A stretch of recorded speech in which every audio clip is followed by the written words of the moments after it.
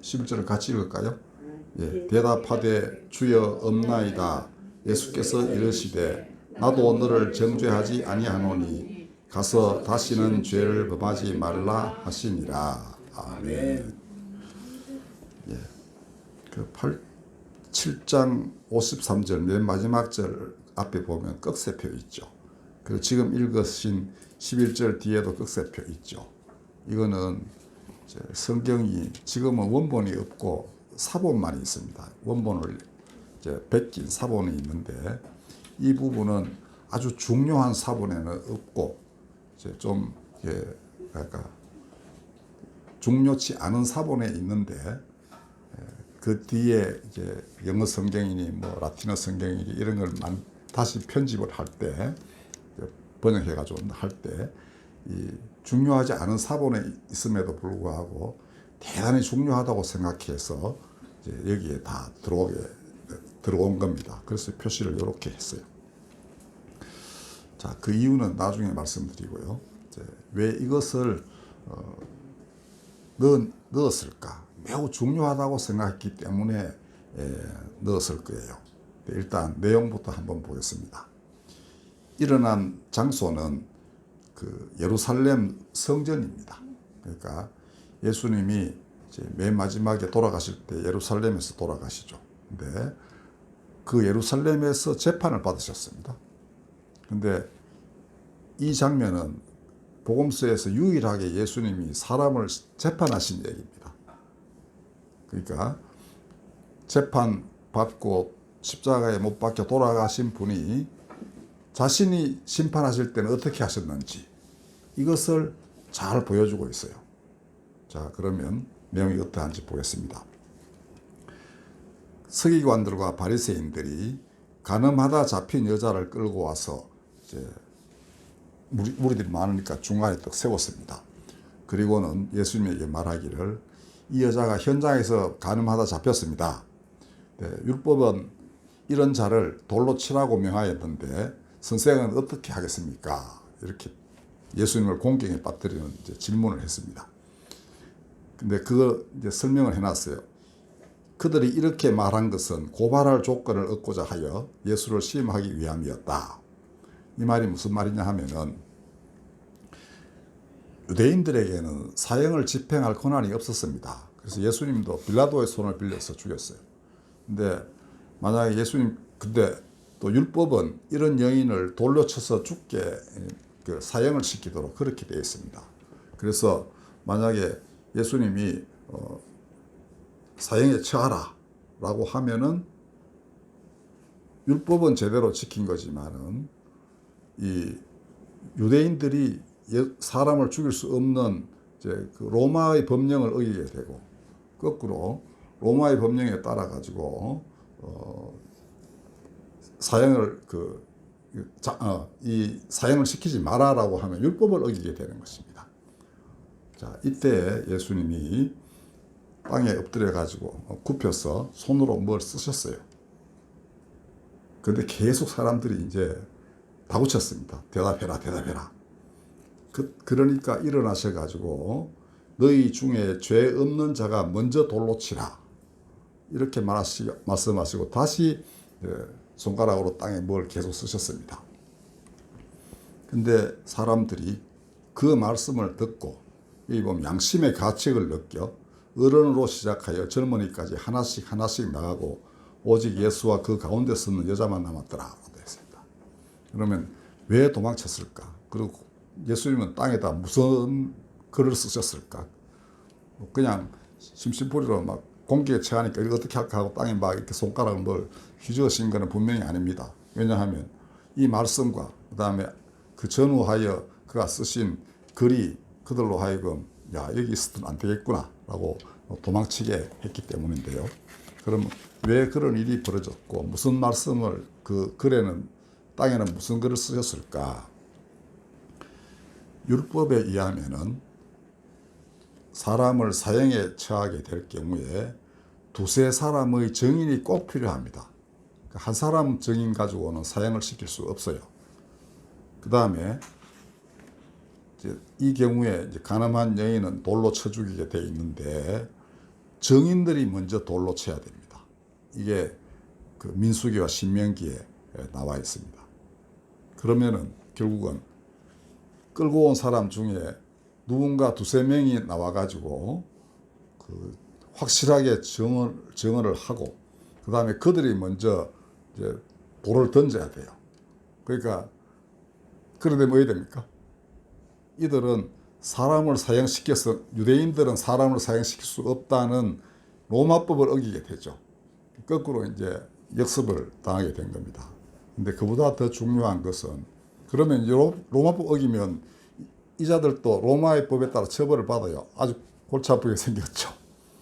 그 다음에 양심의 가책을 느꼈다는 것은 저는 늘 그런 얘기를 가끔 합니다. 그래, 그러면 너희들이 죄 지은 걸 내가 땅에다 한번 써볼까? 이래가지고 한 명 한 명 얼굴은 안 보지만 그 슬쩍 보고는 죄명 쓰고 슬쩍 보고 죄명 쓰고 그 10계명 중에 아마 몇 개를 그게 썼을 것이다. 그러면은 이놈들은 이제 죄 짓지 않은 놈이 누가 있겠습니까? 뭐 거짓 증거하거나 이웃의 것을 탐하거나 뭐 음식을 품었거나 온갖 게 다 있을 겁니다. 근데 하나씩 나온단 말이죠. 네? 그러니까 턱 보고 뭐 쓰시고 턱 보고 뭐 쓰시고 이렇게. 그러니까 이거 그리고는 이제 이 계명에 따라 가지고 너희가 먼저 돌을 쳐라. 죄 없는 자가 돌로 쳐야 된다. 요게 한마디 더 붙여진 거죠. 정인들이 그 돌로 먼저 치게 되어 있는데 예수님이 그게 한마디 더 붙여가지고 죄 없는 놈 나와봐. 네가 돌로 쳐봐. 그리고는 이제 그 앞뒤로 제목을 전부 땅에 막 쓰시는 거예요. 감당이 되겠습니까? 자기들이 이미 어떤 존재인지 훤하게 꿰뚫어 보고 계시는 것을 비로소 알았습니다. 이분 앞에 있다가는 정말 아주 힘들게 되겠다 하고는 도망을 쳤습니다. 아무도 없게 됐고 여인 혼자 남았습니다. 예수님이 무슨 심판의 말씀하신 거 아니죠? 율법에 따라 가지고 네가 그러면 이 여인은 죄를 지었고 사형에 처해야 마땅하니까 너희가 집행해라. 이 말씀밖에 하지 않았습니다. 그런데 이 여인에게마저도 예수님께서 그들이 어디 있냐? 그때서 여인이 정신이 든 거죠. 이제는 자기는 완전히 돌 맞아가 죽을 판인데 어디 눈에 보이는 게 없을 거예요. 근데 예수님이 이 말씀을 하시니까 그때서 이제 보니까 아무도 없단 말이죠. 자기를 끌고 온 그 남자들이 하나도 없어요. 너를 정죄한 자가 없느냐 했더니 그때서 비로소 없나이다 라고 대답합니다. 그러니까 예수님이 뜻밖에 나도 너를 정죄하지 아니하노라. 그러니까 아까는 죄 없는 자가 돌로 치라 그러셨죠. 거의 다 죄가 있어야 다 도망쳤습니다. 근데 예수님은 정작 죄를 지으신 분이 아니에요. 아무런 죄도 없으신 분인데 이분 같으면 네가 정말 죄를 지었구나. 내가 너를 산헤드린에 옮겨가지고 사형 판결 받게 하고 그 다음에 로마의 소를 빌려서 처형해야 되겠다. 이게 이제 당시 율법의 관례입니다. 그렇게 해야만 돼요. 근데 예수님은 나도 너를 정죄하지 아니한다. 이렇게 했습니다. 완전 면제. 그 다음에 한마디 더 붙이시죠. 다시는 죄를 범하지 말아라. 이렇게 이제 하니까 여인이 목숨을 구해준 그 분인데 이 말씀을 안 들었을 까닭이 없죠. 이 여인의 뒷얘기는 아무데도 전해지지 않습니다. 왜냐하면 원본 이 요한복음에 안 들어가 있기 때문에 후대 사람이 또 이 여인 이야기까지 덧붙이는 것은 필요도 없고 또 사실은 여기서 이미 목적은 달성이 됐습니다. 예수님이 누구신가 확실하게 보여준 그러한 이야기입니다. 자, 그러면 이게 옛날 한 번 얘기로 끝나는 것이냐? 그렇지 않습니다. 우리 요한계시록에 보면 여러분들 많이 들어보셨죠? 마지막 날에 백보자 심판 혹은 흰보자 심판이라 있다. 네. 21장에 보면은 이제 하늘에 정말 크고 흰 보좌가 있고 거기 앉으신 이가 계신데 죽은 자들이 다 그 앞에 나와가지고 책에 쓰인 대로 이제 심판을 받는다는 겁니다. 그 중에 여러 책들이 있고 그다음 생명책이 하나 있는데 그러니까 생명책은 좀 한 권인 것 같고 다른 책들은 굉장히 많아요. 나쁜 놈이 훨씬 많다는 거죠. 근데 그 책에 쓰인 대로 다 심판을 받았다. 이렇게 되어 있습니다. 이거는 마치 로마의 그 삼엄한 법정의 모습과 똑같습니다. 그러니까 뭐 일체 예외가 없는 겁니다. 용서도 없고 너 이거지. 너는 이리로 가. 뭐 몇 년 징역. 너는 사형. 뭐 쉽게 말하면 너는 다 지옥으로 가. 아 너는 괜찮네. 이제 하나님 나라 들어와. 이렇게 재판을 하신다는 겁니다. 자, 그런데 오늘 이 가늠한 여인의 이야기는 그게 마지막 때의 심판으로 계시록 기록하고 있습니다만은 이 얘기는 마지막 때 예수님이 하시는 심판이 그렇지 않을 수도 있다라는 걸 가르쳐주고 있는 겁니다. 이게 대단히 중요해요. 오늘의 이 이야기가 갖고 있는 의미는 바로 여기 있습니다. 지금 우리 뭐 거의 모든 교회가 예수님이 오시면 너 다 죽을 줄 알아라 이렇게 되어 있습니다. 그리고 행한 대로 뭐 가차없이 불못에 가거나 혹은 하나님 나라로 들어가거나 이렇게 되어 있습니다. 그 다음에 정말 하나님 나라로 들어갈 수 있는 사람도 이거는 이제 어쩔 수 없다. 저놈들 위해서 내가 기도도 할 수 없고 저 평생에 지은 죄 때문에 지옥 가는 것 뭐 고소하다. 이런 정도의 마음을 갖도록 교회는 가르쳐 왔습니다. 근데 이런 재판의 모습은 가이사는 그렇게 늘 해왔어요. 근데 이게 우려스러웠던 겁니다. 특히 사랑의 사도인 요한의 제자들은 우리 선생님으로부터, 즉 사도 요한으로부터 들은 예수님은 그런 모습이 아닌데 다시 오셔가지고 심판하실 때는 우리가 전혀 상상만 못할 전혀 다른 모습의 분으로 오셔가지고 마구마구 심판을 하시나 이런 생각이 들었던 거죠. 근데 실제로 교회에서 아주 일찍부터 예수님이 그렇게 가이사처럼 재판 행하시는 분으로 교회가 많이 알게 됐습니다. 왜 그러냐 하면은 유대교의 경전인 이 구약 성경은 처음부터 그리스도교의 경전이었습니다. 정경. 근데 그 관통하는 하나님 모습 아주 엄히하십니다. 그렇죠? 무시무시한 분이고 여호와의 크고 두려운 날은 정말 징벌의 날이고 심판의 날이었습니다. 게다가 이제 이 핍박이 계속 연이어 왔거든요. 근데 제국은 너무나 강성합니다. 그럼 이때 이들과 맞서서 자신들을 보호하고 하나님 나라를 이루실 주님은 어떤 분이어야 하는가? 가이사보다 훨씬 강한 정말 가이사 중의 가이사 같은 분이어야 한다고 믿게 되었습니다. 이런 경향이 아주 농후하게 나타났어요. 결과적으로 나중에 콘스탄티누스 대제가 기독교를 국교로 할 때 교회는 실제로 그런 모습을 띠게 됐고 오늘날까지도 그런 많은 그 성격의 그 가르침이 지금까지도 남아 있습니다. 자, 그렇다면은 과연 그렇게만 될 것인가? 이 우려스러운 제자들이 아니다, 그렇지 않으실 것이다. 이렇게 생각하고 이 유일무이하게 그가 행하신 심판을 통하여 그분의 미래, 즉 다시 오셔서 그가 하실 심판이 어떤 것인지를 가르쳐 주려고 이 본문을 썼다고 저는 생각이 돼요. 자, 여기 보면 예수님은 아무런 심판의 말씀을 하시지 않았습니다. 그렇죠?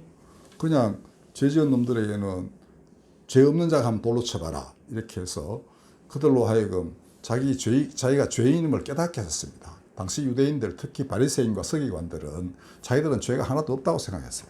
왜냐하면 죄 있으면 속죄제를 드리면 됐거든요. 그리고 가능하면 이방인하고 접촉 안 하려 했습니다. 자기들끼리 율법 다 지키려고 노력했고, 그러니까 조금 더러워졌다 하면 와서 손 이렇게 막 씻으면 돼요. 제물 바치면 되고 의롭다고 스스로 생각했습니다.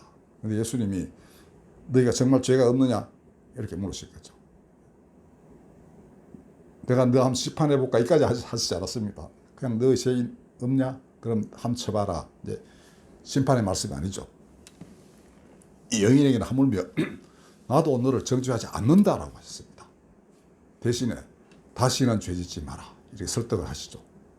여인은 이 말씀을 받아들이지 않을 수 없습니다.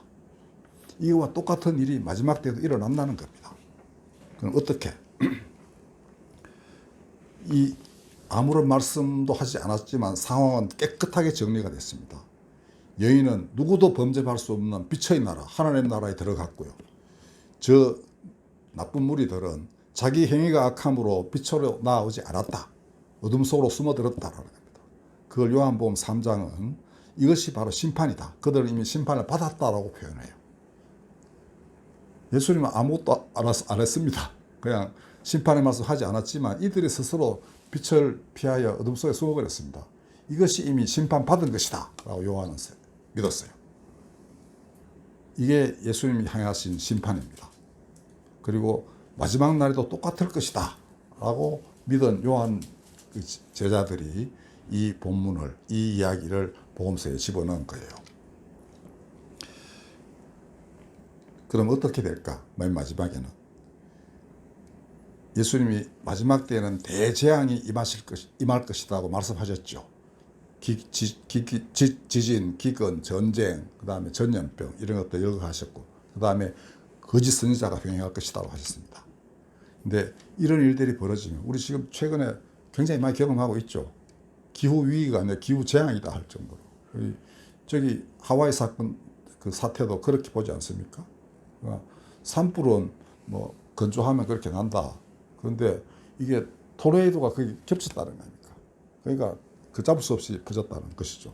그 두 개가 어떻게 동시에 그렇게 임하냐 이거죠. 그 하와이 원주민이 그렇게 죄가 많나? 그렇지 않을 것 같죠. 그게 신혼여행 온 사람들이 그래도 행복하게 그걸 만끽하고 같이 즐기고 했는데 뭔 그렇게 크게 죄를 짓겠습니까? 근데 어쨌든 이런 일은 벌어졌습니다. 자, 그러면 사람들이 깊이 생각하게 되죠. 우리가 이게 기후위기의 결과임이 틀림없다. 코로나를 봐도 사람들이 잘못하고 있는 거 아닌가. 이때쯤이 되면 성령께서 예수님 말씀을 생각나게 하실 것입니다. 예수님 살아생전에 성령이 내가 보혜사 성령을 오게 하신다. 오게 한다. 그러나 그 성령이 하실 일은 그가 오셔서 내 말을 생각나게 하실 것이다. 이렇게 했습니다. 그리고 뭐 지금은 성령 시대라고 흔히 그러죠. 아주 오랫동안 그 예수님 승천하신 뒤에 늘 하신 일이 말씀을 생각나게 하신 것이었습니다. 자, 그러면 마지막 때 이런 대재앙이 생기면 사람들이 예수님의 모든 가르침을 생각하게 될 거예요. 그때는 그 말씀이 다시 사람이 됩니다. 인자, 즉 사람의 아들. 큰 영광과 능력으로 오시는 인자라는 것은 그렇게 이제는 문자 안에만 갇혀 있는 것 같지만 이분이 살아있는 인격으로 서서히 다가오는 느낌을 사람들이 갖게 되는 거예요. 어디 그 말씀을 피해서 숨을 데가 없는 겁니다. 여기 가도 계시고 저기 가도 계시고 이런 상황을 사람들이 맞닥뜨리게 돼요. 형체는 안 계시지만 말씀이니까 자기 마음속에 또 한번 박혔기 때문에 피할 도리가 없는 겁니다.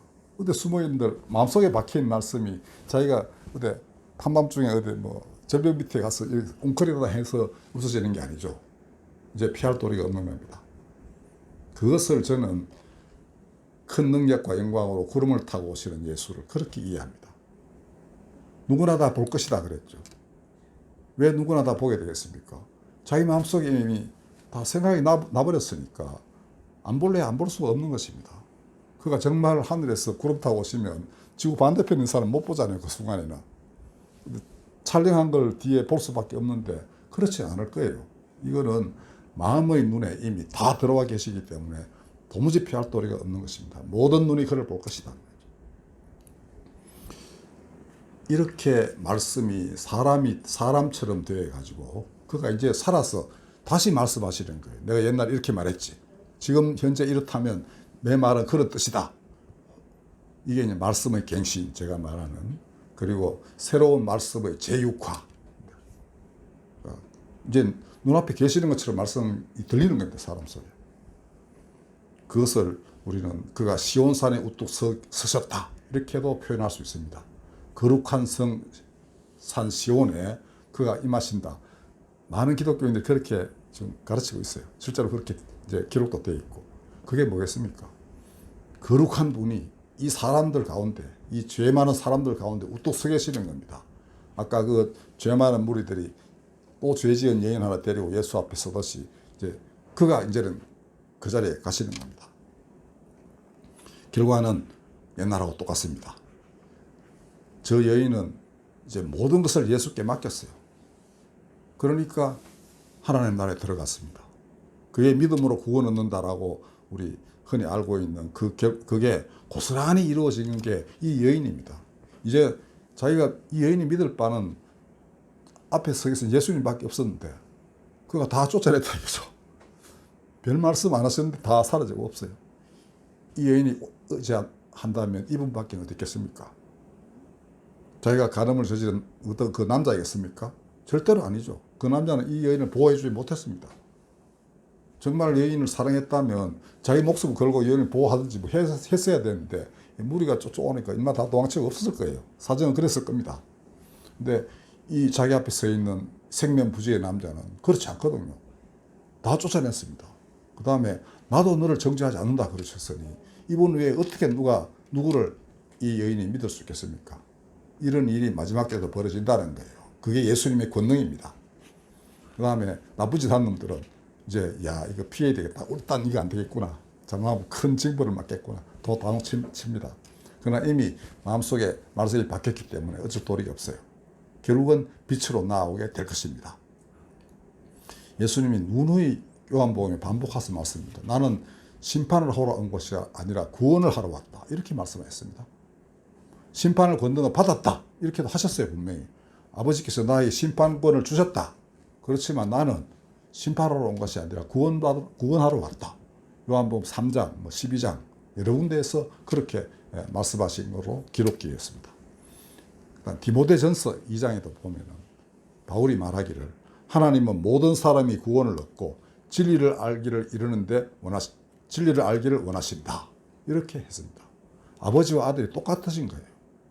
어떻게든 진리를 알게 하는 것이 목적이었습니다. 사람은 본디 하나님의 형상이죠. 그러면 악은 잠시 그 기생하는 기생충 같은 것입니다. 그 뿌리가 없는 겁니다. 악이 어디 사탄이라는 영원 무궁한 존재에서 막 침투해 들어와서 여기에 하나님하고 대판 싸우고 이러지 않은 겁니다. 악은 그냥 인간 마음에서 우러나는 그런 왜 보면 한순간에 다 사라지고 그 마른 풀 없어지듯이 없어지는 그런 그 관념에 불과합니다. 그 결과가 어떤 그 나쁜 것으로 나오죠. 사람도 죽이고 뭐 온갖 나쁜 짓 하지만 그 뿌리는 그런 거예요. 그건 사라져 없어집니다. 그러나 본디 하나님 형상인 인간은 본래 모습이 그렇지 않죠. 오직 하나님의 뜻을 받들기로 하면은 이 여인처럼 되는 거예요. 예수님이 한마디 하셨습니다. 다시는 죄 짓지 마라. 그럼 그렇게 되는 거예요. 이게 마지막 때 일어날 일이다라는 겁니다. 이 중요하지 않은 사본이지만 여기에 이게 끼어든 것은 당시 아까 말씀드린 대로 구약 성서의 하나님이 예수님보다 더 우위에 서는 듯한 이런 분위기가 교회 안에 좀 나타나기 시작했습니다. 그러니까 십자가를 친 예수님보다는 권능의 주님 이게 더 자꾸 부각이 되는 거예요. 그러면 자연히 부활사상, 부활신앙도 좀 이렇게 퇴조합니다. 십자가가 없으면 부활신앙도 퇴조를 해요. 현세 우리 주님께서 모든 것의 그 주인이시니까 나에게 막 주신다. 이런 생각이 앞서는 겁니다.